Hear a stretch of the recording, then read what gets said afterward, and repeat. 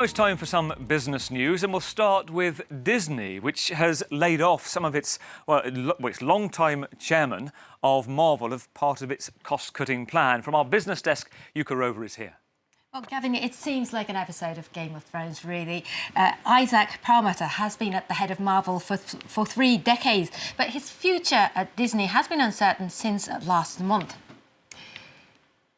Now, according to the New York Times, Perlmutter was told by phone that Marvel Entertainment, a small division responsible for comic book publishing and some other consumer products, which is run separately from Marvel Studios, was redundant and would be incorporated into Disney's other business units. The move comes as Disney began cutting 7,000 jobs this week in an effort to save $5.5 billion in costs. The 80-year-old is known for his frugality, conservative activism, and cutthroat corporate dealing.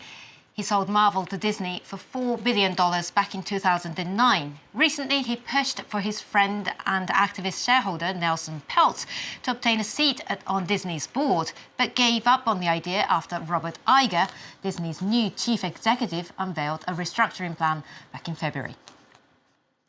Moving to some news closer to home, the Portuguese government has scrapped value-added tax on basic food products as a way to help cope with rising inflation. But the public deems that the measure is not enough to tackle an ongoing cost of living crisis. Clemens Voller reports. As the cost of living crisis continues to bite, Portuguese shoppers are looking for relief. And a recent decision to reduce tax on some food items hasn't been enough. I think it's such a ridiculous amount, and it's not going to be felt anyway, and we won't even realise that things are going to go down in price, because the 6% VAT is a ridiculous amount. On Monday, the government announced it would scrap a 6% value-added tax on 44 basic food items, including bread, milk and eggs. What guarantee do you have that reducing the VAT to 0% will be reflected in lower prices? That's a commitment that food retailers will make, of course, to pass along the VAT reduction in a price reduction. 50% of Portuguese workers earn less than €1,000 per month. In February, inflation slowed slightly to 8.2%, but the prices of food items such as fruit or vegetables surged by 20.11%.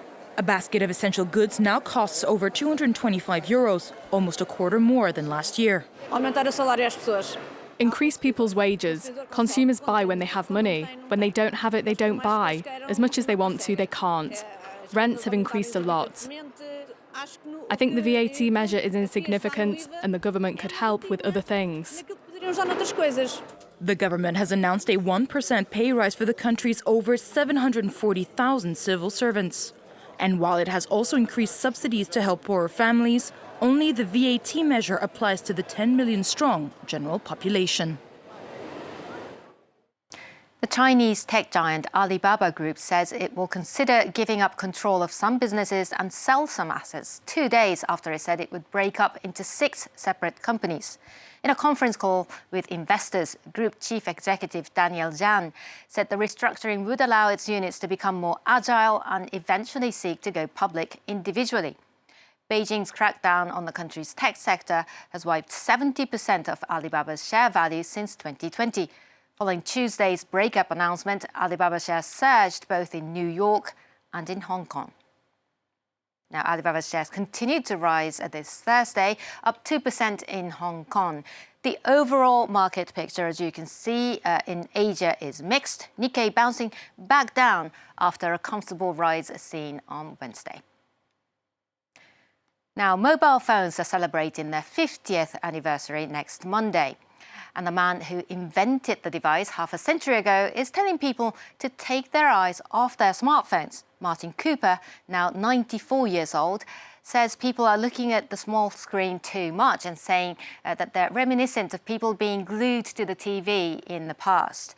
The inventor says, though, that he sees almost boundless potential in smartphones.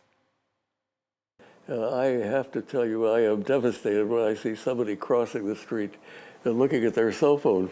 And that's a very common occurrence, and they are out of their minds. One of the things that's going to change is that your phone is going to be managed by a personal artificial intelligence, your own personal artificial intelligence. It will, whenever you need something, it will either create an app for you or find the app for you.